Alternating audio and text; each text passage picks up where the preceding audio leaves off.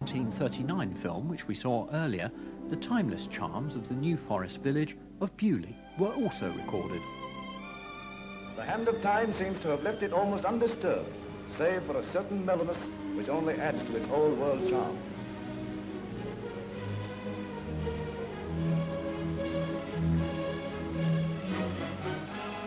And so we come to Beaulieu Abbey, still majestic in its ruins, fringed with the summer glory of multicolored flower beds. Those were the days, they seem to say. And if we close our eyes for a moment, we can see in imagination the old monks of long ago trailing into Vespers to the sound of the soft clanging bell.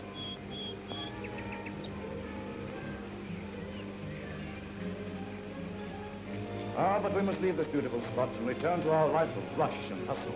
But as we leave, we make a vow to return one day to the peace of the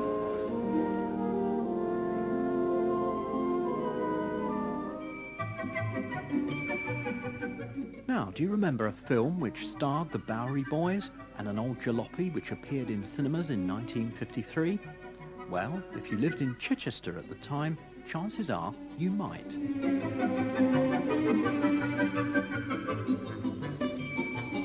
The local Granada cinema in East Street went to the trouble of staging this simple yet effective publicity stunt. Having borrowed a vintage car from Selsey, staff from the cinema dressed up and paraded around the city streets to herald the arrival of the new children's film.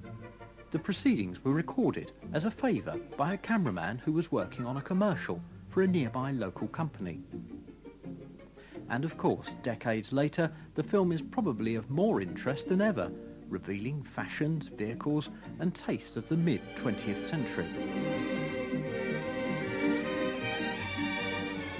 One landmark that has withstood all tests of time is the famous Market Cross at the centre of the town from which all main streets radiate.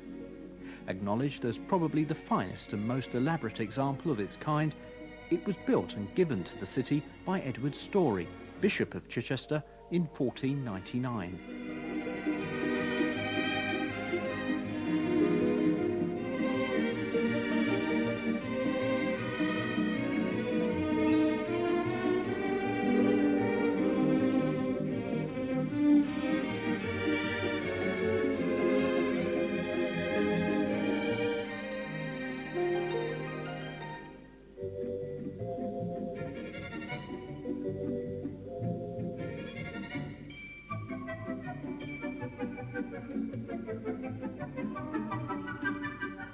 The significance of the Red Indian costumes, incidentally, are due to the other newly released feature showing at the Granada, Adventures of Hiawatha.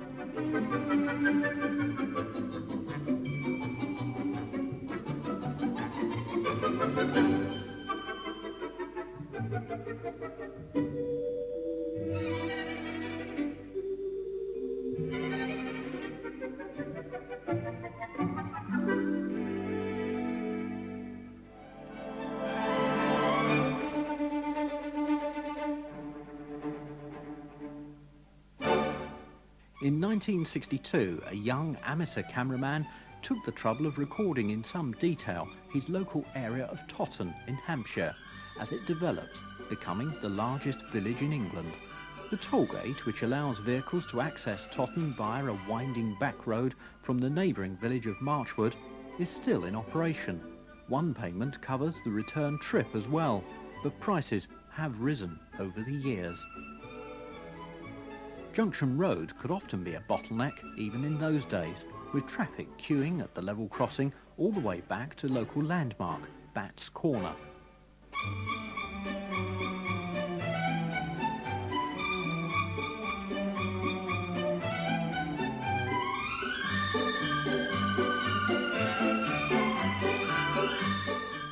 Hard to imagine perhaps now, but Runbridge Street once formed part of the main road link between Southampton and Bournemouth, until a bypass was built to connect traffic heading west with the A35.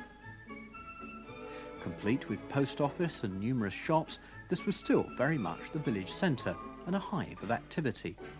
It wasn't until the precinct was built in nearby Commercial Road that the centre effectively moved.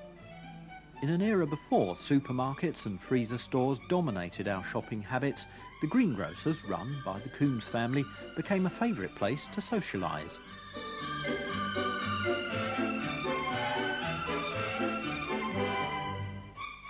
This part of Commercial Road now looks very different. The petrol pumps have long since gone, and a shopping precinct has been built close by.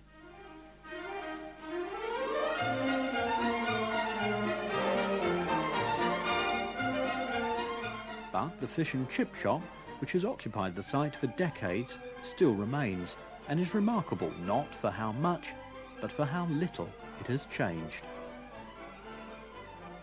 But that can't be said of everything.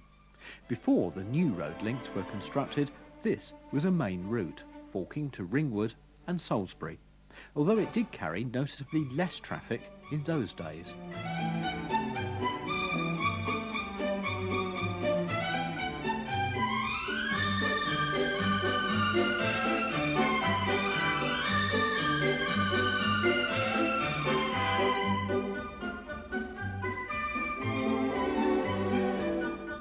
With a growing population, there was a need to expand public services. The local constabulary and magistrates' court were relocated near what was to become the new town centre.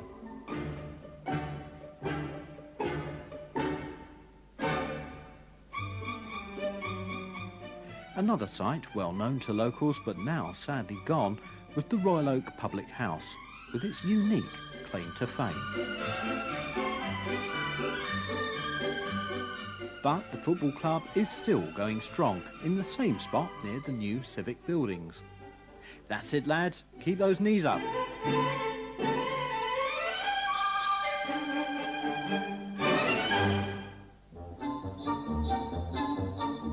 Meanwhile, on the Isle of Wight, towns, villages and the countryside were also being recorded for us to enjoy decades later. The functions of some of the buildings may have changed, and further high street chains have moved in, but Newport, the island's capital, is unmistakable. A slice of the island's history, often included in a tour, much as today, was the village of Brading. The central building remains as one of the oldest on the island, and is home to the ancient public stocks.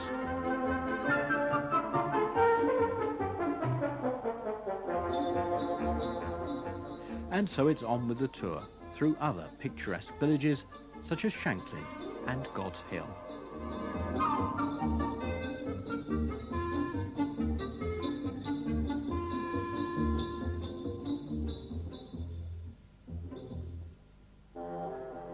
At St Catherine's, the lighthouse, which stands 86 feet high, has changed little, but like all lighthouses around the coast of Britain, it is no longer manned. Perhaps it's the very fact that in many ways the Isle of Wight hasn't changed greatly that makes it so attractive to visitors and a source of pride to the natives. Although there's one sight the island can no longer offer, a glimpse of the luxury liner Queen Elizabeth.